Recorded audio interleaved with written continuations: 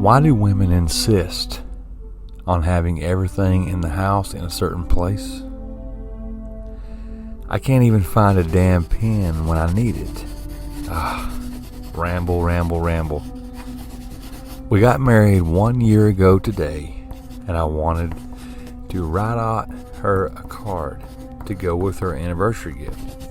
Oh well, I told myself I would just do the best I could without a pen. Maybe be creative the best as I can. I guess I'll just grab a damn crayon, I thought to myself. Well, when we were both in the 11th grade, I and Helen, were already dating pretty serious. We decided to get permission from our parents to get married that summer, which they agreed. And a few months after we married, my parents helped Helen and I get a modular home, a double wide. Moved out onto the farm, and we had it moved down to the lower part of the field area where my dad really wasn't using the land anyway.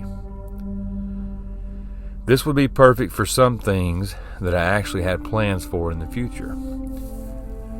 And I forgot to mention that Helen became pregnant right after we graduated. We figured it happened somewhere around the 4th of July. I know, the 4th, right? So it was always peaceful, as could be where we lived. The familiarity of the land and area made me always wonder if I could be the dad that mine was to me. Though I knew 9 months was really not that long to wait for the arrival of my child, it felt like an eternity. Though Helen always looked beautiful, and when she got pregnant, it of course intensified. I guess this is just as good at any time to mention that I began school the following fall in the county of the east of Westmont. It was to be a 2-year thing, and I was hoping to become an engineer of some sort. The chance to make something of myself for me and my little family, and I wanted Helen to be a stay-at-home mom. But she being pregnant didn't really slow her down much at all.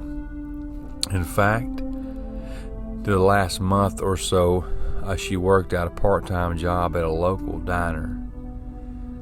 We together had the baby's room all ready for its arrival.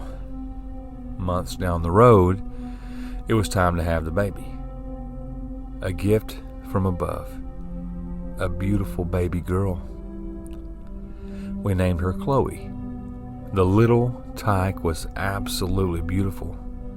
I swear, she didn't even cry when she was born, at least for the most part. The doctor spanked her on the ass and she didn't even cry. What a champ, I thought to myself.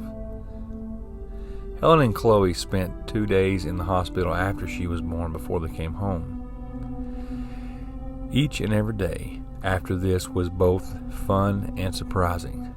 My mother and father basically camped out at our place 2 to 3 times per week because they just couldn't get enough of her. Every little thing that Chloe did as she grew up, we would all not miss. Jumping forward some time ahead, some 2 years, I graduated college and landed a job. It actually was going to be quite different than I expected, and I began my new job 1 month after I graduated and already was working 6 days a week. The reason for this was that there were many new structures in the town that's including an indoor exotic petting zoo.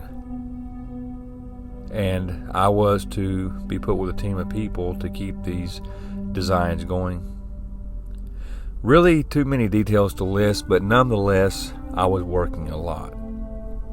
Helen, of course, was extremely busy every day with Chloe, and she started making custom designed t-shirts and coffee mugs for companies and individual people.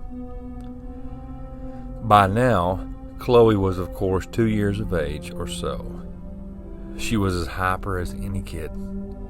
getting into things that she wasn't supposed to, of course. And well, I guess you could say she was just a general kid, or should I say, crazy toddler? Besides, getting married and having Chloe was probably the best thing that's ever happened to me. An adventure of a lifetime, most definitely. As a dad, I by then knew that being an example of something good to my children would help through the years. Not just a general good example, but a demonstration of what I liked most in life. This, I believed, would serve as a stepping stone to all of my young ones, really. A stepping stone to lead up to something so astounding in their life that it would help them to make an imprint on this world, an imprint that would reflect on our family for generations to come. One of the more memorable memories that I have of Chloe when she was just a little tyke was when she and her mother and I were outside, and it was the weekend and it was sunny, a nice day. I heard Chloe from a little ways down the hill, the front yard, and she was yelling to the top of her lungs. And she said, "Daddy, Daddy, Daddy." And I said, "What?" I said, "What in the world?" Chloe saw my old treehouse and asked if she could go in it. I told her that it would have to be me who took her up there. I would not be able to take her up there for that day, and it did make her frown. But as soon as I told her that I would in the near future, she began to cheer up. Chloe did ask me, though, why I had to be the one to take her up there, and I told her that the treehouse and I had a special friendship, and I would have to be the one who introduced her to it.